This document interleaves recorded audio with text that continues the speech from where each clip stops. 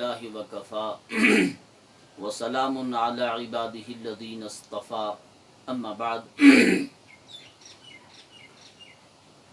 سائل نے سوال کیا تھا کہ صدقہ فطر اور زکوٰۃ کن لوگوں کو دے سکتے ہیں، یعنی کہ وہ کون سے لوگ ہیں جن کو صدقہ فطر اور زکوٰۃ دے سکتے ہیں، اور شریعت میں امیر اور غریب کس کو کہا جاتا ہے؟ جس کے پاس 52.5 تولہ چاندی کی قیمت جو اس کا میٹر ہے،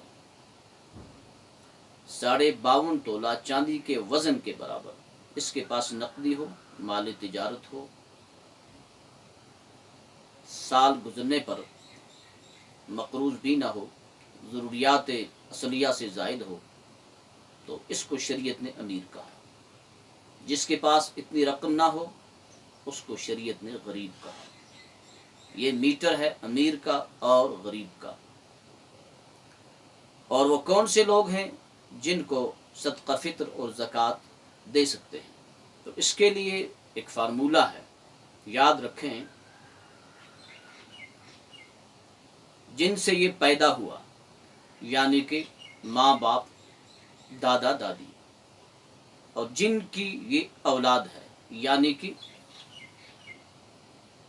ماں باپ، دادا دادی، اور جو اس کی اولاد ہیں، بیٹا، بیٹی، پوتا، پوتی، نواسا، نواسی، اور شوہر بیوی کو اور بیوی شوہر کو زکوٰۃ نہیں دے سکتے۔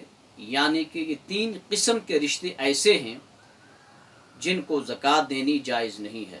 ولادت کا رشتہ، جن سے یہ پیدا ہوا اور جو اس کی اولاد ہیں، اور میاں بیوی کو اور بیوی میاں کو زکوٰۃ نہیں دے سکتے۔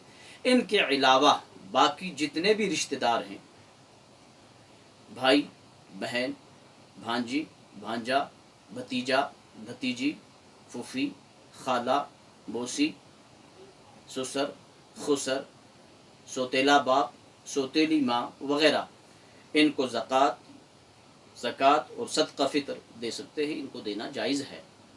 وما علینا الا البلاغ۔